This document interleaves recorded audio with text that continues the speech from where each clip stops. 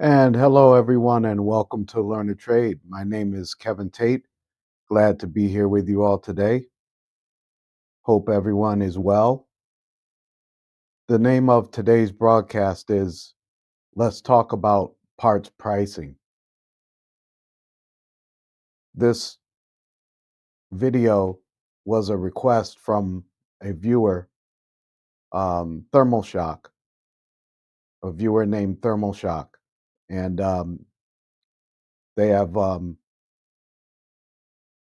posted a comment in the community section, and they had some very good questions within the comment. So I figured I would take the comments um, piece by piece and kind of break it down and go over um,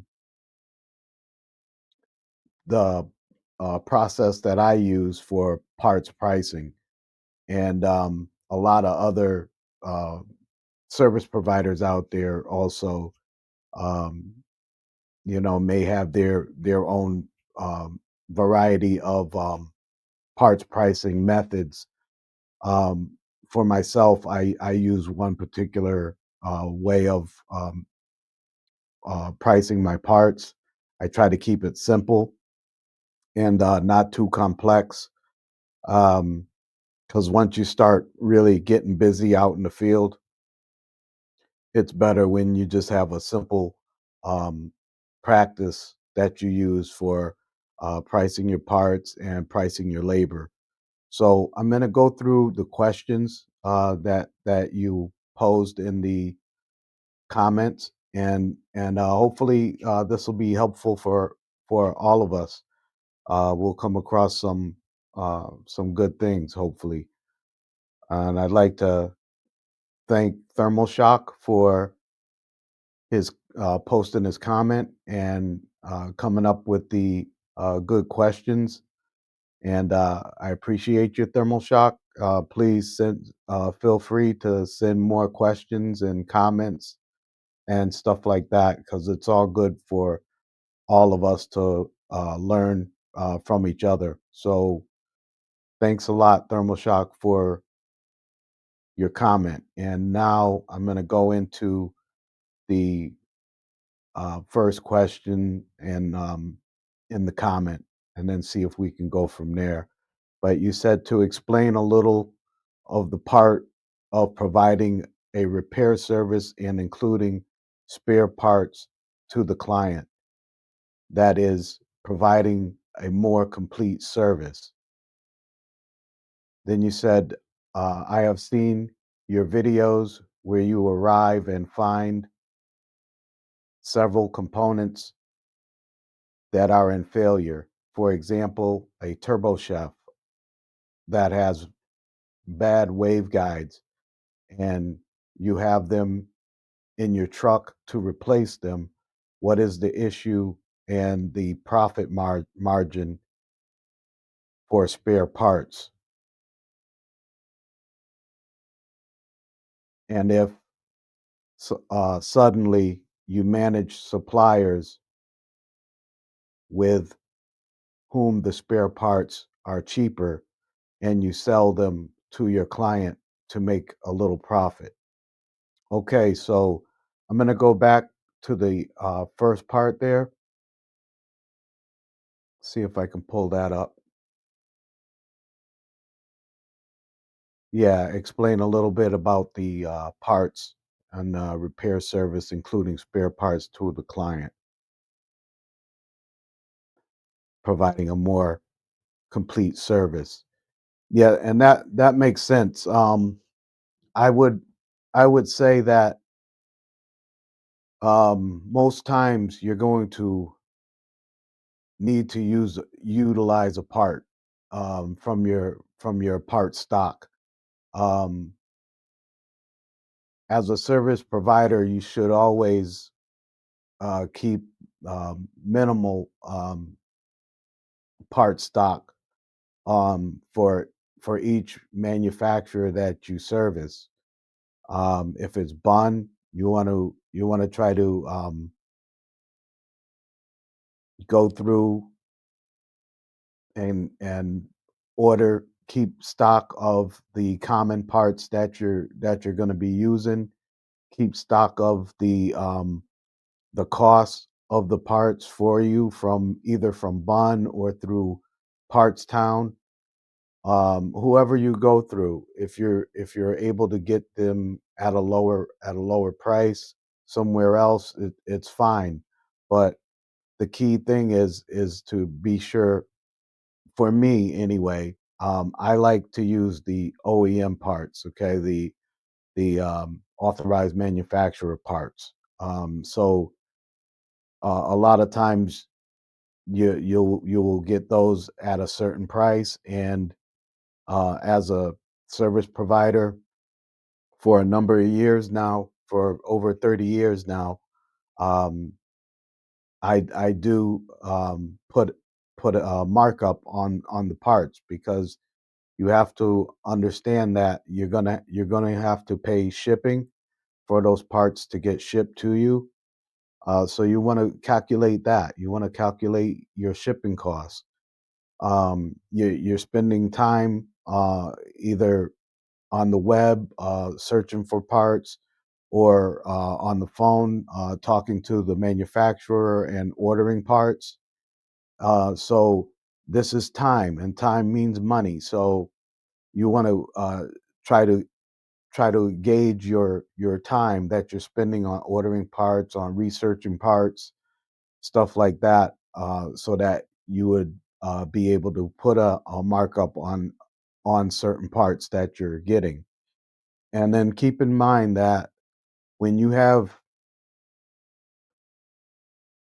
certain jobs out there, certain uh, equipment may be still under warranty. So you'll want to, clarify with the manufacturer. This is why it's important to always stay in contact with your tech support departments of all of the equipment that you're working on, whether it's Bun, Hoshizaki, Isomatic, um, APW, Turbo Chef, Curtis, any of those. So whatever manufacturer you're working on, you want to always stay in contact with them, because you're going to have to. There's times that you're going to work on equipment that may still be under warranty, and whatever parts that might be needed might be still covered on that warranty. And most times, the manufacturer will send those parts to the site that you're at, or they'll send them direct to you if you're doing the service on that equipment. This is why it's important to also look into getting manufacturer accounts. Okay. And that's something that we all should look into doing. Make sure that we have established a relationship with our manufacturers, and set up manufacturer accounts, and go into the business confidently, where you're going to be confident that you're going to be able to get the parts for certain customers, or if the parts are shipped to you or to the site, you're going to know the cost of the part. You're going to know the cost of the shipping, and then you will be able to, if it's not a warranty job, then you can you're going to purchase that part, or the customer is going to purchase that part. It depends on how you set it up, but you're going to, if it's not under warranty, you're going to spend money on that part, and you're going to pay for the part, and you're going to pay for the part to be delivered to wherever. So you're going to have to put a markup on there to account for your time, and your expense. Okay, so keep that in mind. That's a very good point that you made in that comment, and hopefully that's clear. And then when you go from there, it's not going to be it shouldn't be too hard for you to figure out what you would mark up your parts for. Okay. Um, I'm going to go down to this next one that you had put. Yeah, on finding several components that are in failure for, on, for example, on a turbo chef that has bad waveguides. And then if it has a bad waveguide, more than likely you're going to replace the magnetrons. Okay. If the magnetron is bad on the turbo chef, more than likely that 20 or 25 amp fuse is going to be blown. So you're going to have to replace that fuse. And then if that's blown, you're probably going to have a, a bad relay, K2 relay. Okay. So just in that one example, you have, say you have a bad waveguide that's got an arc mark on it. If your waveguide has an arc mark on it, you should not reuse it. That waveguide will need to be replaced because eventually, even if it works in the beginning, after you fix it or think you fixed it, if that waveguide has an arc mark, the microwave is gonna naturally be attracted to that weak spot of the waveguide, so it's gonna arc again. Okay. But in that, far as the turbo chef goes, when you got a turbo chef that has arced, that's gonna possibly um, damage the K2 relay. It's going to damage the waveguide. The magnetron is going to be damaged. The 20 amp or 25 amp fuse, that's going to be blown. Okay. And then there's no telling if there's any other damage. You may have burnt wire where you have to change a terminal, wire terminal, um, or a spade connector. So right there, just with that one um, issue, you got five to six different parts that you may have to use. So just to kind of narrow it down, um, you're going to need to research and find the best price for the part that you need, for the parts that you need. You're gonna look through and hunt for the best price for yourself. And say you get a say you get a part for um, $20, $20. Okay. Um, you get that part for $20. The part arrives. You're gonna go to the customer and say, "Hey, I got that part. I'm gonna go ahead and fix the oven." Okay. And just on that $20 part, what you would want to do is on your invoice, you want to mark down parts. Okay. And on a separate line on your invoice, have your parts listed separately. And then you want to have another line for your labor. Okay. And then it's up to you, but uh, you may even want to have a separate line for your travel. Okay. For your travel expense, because you're getting to these calls and then you're going back home, so you're traveling. Okay. So um, you want to add in your travel time. Okay. And it all depends on the situation. I can't give you like specific numbers that you can use for yourself. We're all living in different locations. We're all in different life circumstances. So that's going to depend on what your needs are and what your financial condition is, where you live. So that part is going to be up to you. But just to give you a little uh, like format that you can think about is, and in my case, what I do is I will usually put let me see. I will usually uh, put down anything, any part. I'm going to put this up on the screen too. Give me a second. Any part that is $30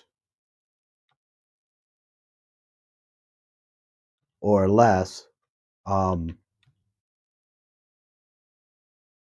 I triple the price. Let me just put that down and I'll put it up on the screen so you can see it.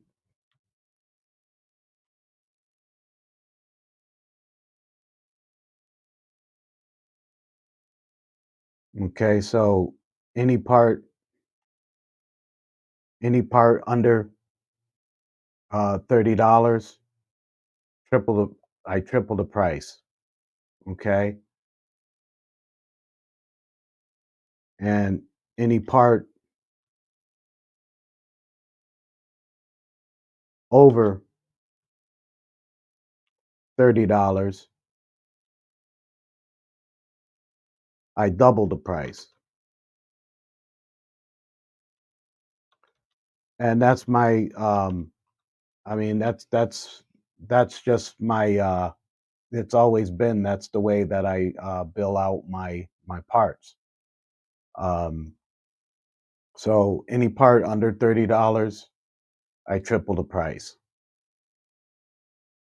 Any part over $30, I double the price.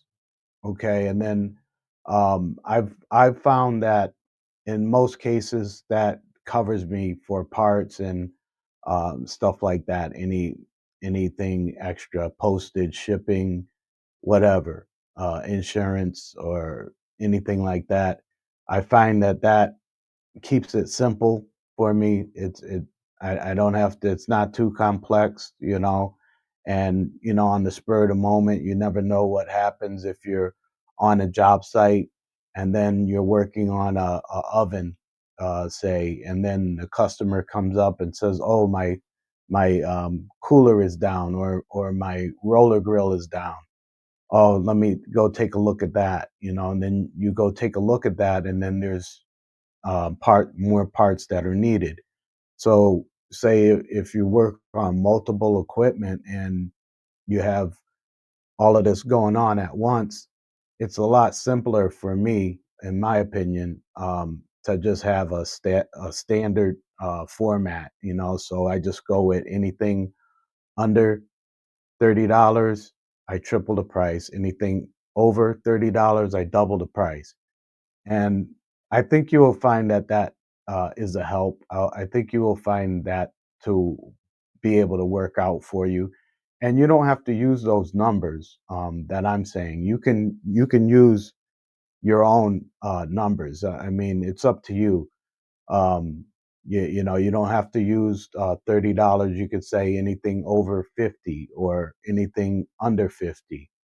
It doesn't. I mean, it's really just up to you. So but I've found that this strategy, this format seems to work for me.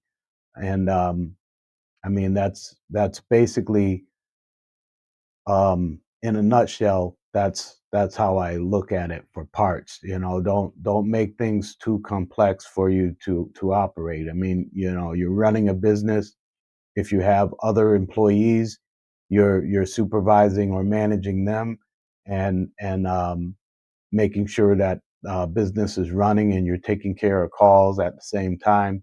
So it's like try not to make things too complex on yourself and come up with simple formats for yourself for things like that, like parts, travel time, labor, and another thing is I I I read through your comment a couple of times, and you know, I'm not sure if you may have been thinking this way, um, thermal shock, but hopefully, this matches up with what you had in mind.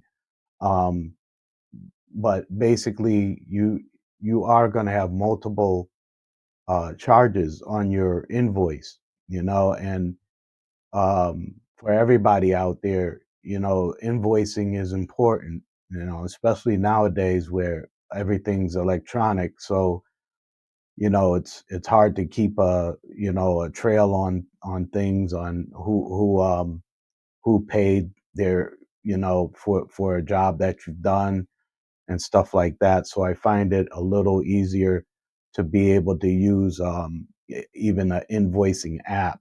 Um, the invoicing app that I use, let me just look it up real quick. Give me a second. I think this will help also. So I just want to make sure I give you the name correctly, and I'll also write it up there.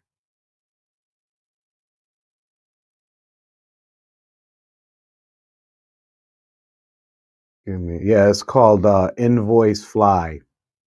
So you can possibly look that up as well. Um, you can possibly look that up. I'll put it up on the screen so you can see.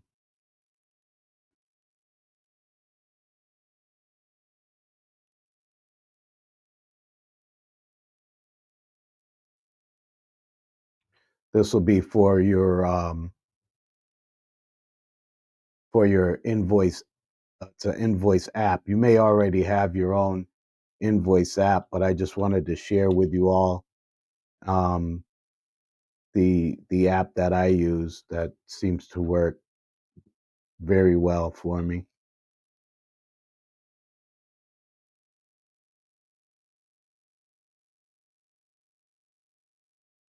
There it is. It's called Invoice Fly for invoice for your invoice app. Okay, let me correct that. There, I put fly twice. Sorry about that.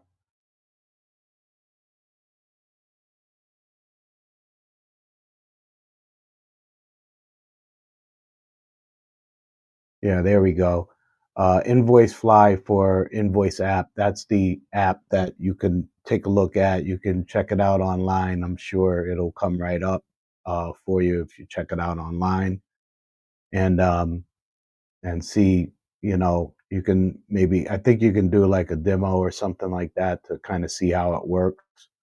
But that's the that in a nutshell. That's the way I choose to do it.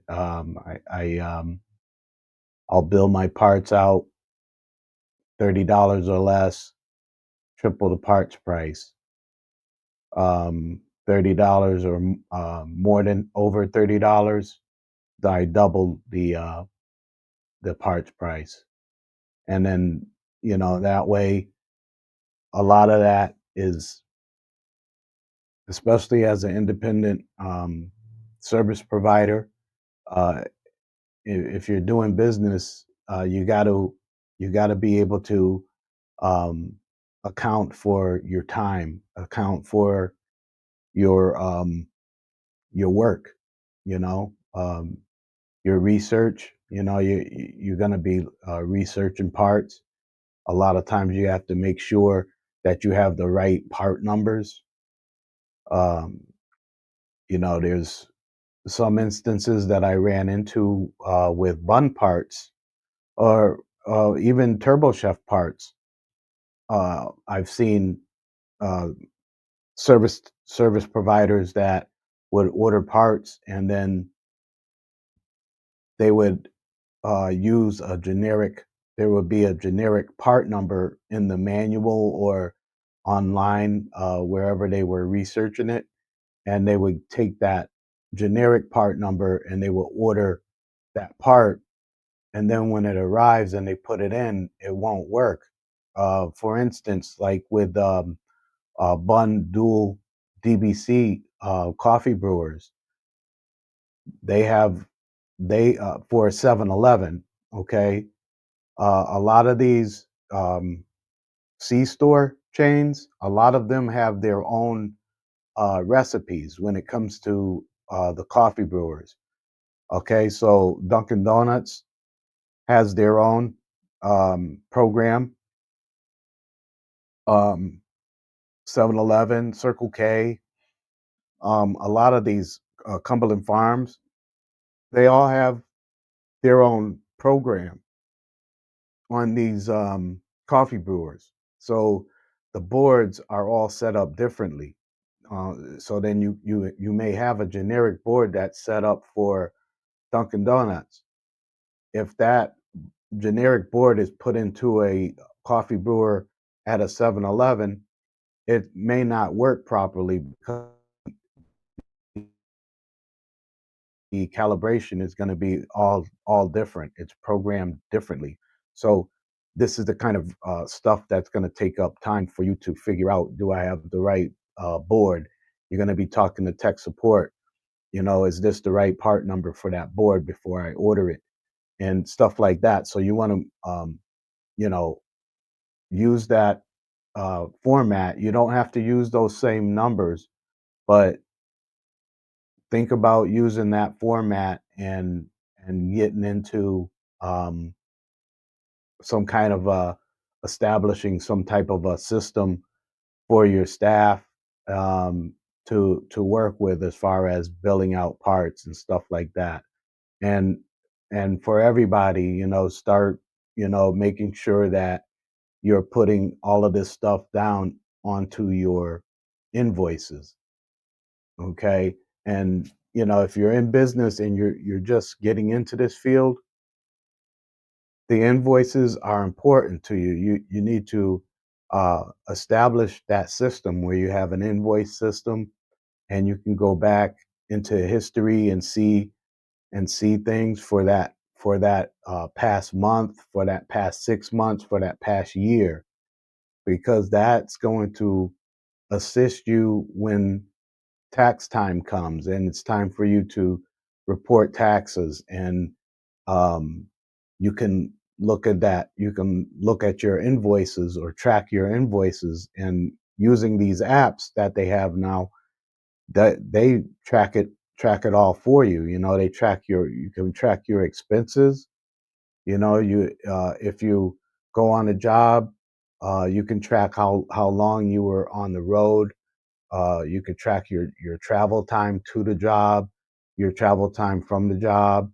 You can track your expenses for gas, your expenses for breakfast or lunch or dinner or whatever, your expenses for hotel rooms or overnight stays and stuff like that, business expenses. Okay, so the this is important, and I'm really glad, Thermal Shock, that you sent this comment, because it's a very important thing as far as knowing how to bill your parts out. A lot of times, um, service providers are getting, some new service providers are getting ripped off because they're purchasing parts, and then they're not really making anything off of the time and expense that it took for them to get that part. And then the other thing to remember is to always keep in mind that the part may be under warranty. So it's always good to check with the manufacturer tech support. And they'll be able to, you could just give them the serial number of the equipment, and then they'll be able to look it up right there on the spot for you, and let you know, hey, that's still under um, warranty. We could send those parts out to you, or we could send it to the site, and then when the parts arrive at the site, they can contact you and let you know. Then you can go out there and um, take care of the job. So I hope I hope that was helpful. And this was a nice comment Thermal Shock made. He said, "Your videos have helped me a lot to be able to continue growing business." And that's awesome. I appreciate that, Thermal Shock, because I mean, this is what I do this for. This is what Mike Reed's channel does this for, to see other technicians, other service providers be successful in this business, because this business is wide open for opportunities. And uh, we can, with this information, the information that we're putting out there, you can just grab onto it and utilize what works for you, or what doesn't work for you. That's fine, you know. So, you know, I hope this was helpful to you, Thermal Shock, and everybody out there that's seeing this. I hope this was helpful to you all. I think that's all I have right now. That's all I got for now. I will be putting some other videos together, and hopefully you'll be able to tune in then. If you like this video, please hit the like button. Please share to others out there that you think may be interested in this information.